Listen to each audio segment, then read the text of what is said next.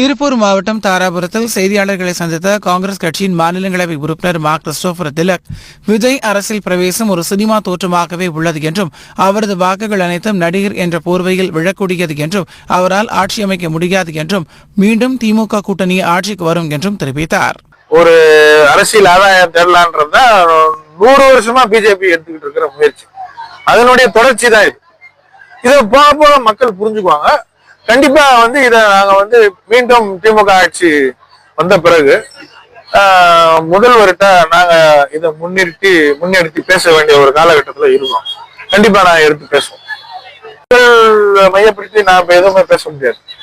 ஏன்னா கணிப்புகள் பல தடவை தவறாகவும் போயிருக்கு.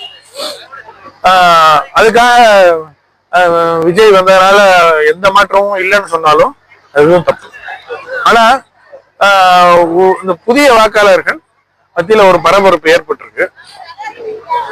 இது ஓட்டு போட்ட பிறகு தேர்தல் முடிவு வந்த பிறகு யார் யாரெல்லாம் ஓட்டு போட்டாங்களோ அவங்க என்ன நடக்குது, அவருக்கு ஓட்டு போட்டதுனால என்ன லாபம் என்ன கிடைச்சிருக்குன்றத அவங்கதான் அப்புறமேட்டு யோசிக்கணும்.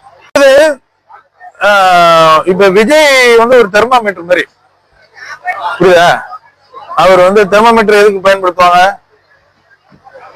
இப்ப விஜய் நான் ஒரு தெர்மாமீட்டரா தான் பாக்குறேன். அவர் தலைவர் கிளைவர்ன்றதெல்லாம் அப்புறமேட்டு அவர் தெர்மாமீட்டரை வச்சாச்சு. இந்த சமுதாயம் எப்படி இருக்கு, இளைஞர்கள் எதை மையப்படுத்தி யோசிக்கிறாங்க, எவ்வளவு தூரத்துக்கு அவங்களோட விழிப்புணர்வு இல்ல, எது சரியான அரசியல், எது நம்மளுடைய வாழ்வாதார சூழ்நிலைகளை மாற்றக்கூடிய அரசியல் அப்படின்ற எதை பத்தியுமே புரிதல் இல்லைன்றத விஜய் ரொம்ப தெளிவா தெர்மாமீட்டர் மாதிரி வச்சு சொல்லிட்டாரு.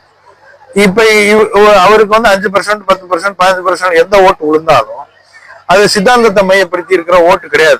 அது சினிமாவை மையப்படுத்தி இருக்கிற, சினிமா மோகத்தை மையப்படுத்தி இருக்கிற ஓட்டு அப்படின்றது நமக்கு தெளிவா தெரிஞ்சிருச்சு.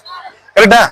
அப்ப அவர்களை சரியான பாதையில எடுத்து செல்ல வேண்டிய மிகப்பெரிய பொறுப்பு நமக்கு இருக்குன்றது நம்ம இந்த முக்கியமான கட்சிகளுக்கு, காங்கிரஸா இருக்கட்டும் திமுகவா இருக்கட்டும், எங்களுக்கு அந்த பெரிய பொறுப்பு இருக்கு. இப்ப வருங்காலங்கள்ல இந்த இளைஞர் சமுதாயத்தை சரியான பாதையில வழிநடத்தி செல்வதற்கான அனைத்து முயற்சிகளையும் நாங்க எடுக்கணும். அதுக்கு எங்களையும் நாங்க ஃபர்ஸ்ட் சீரமைச்சுக்கணும் அப்படின்றதான் இதுல நான் எடுத்துக்கிற பாடம்.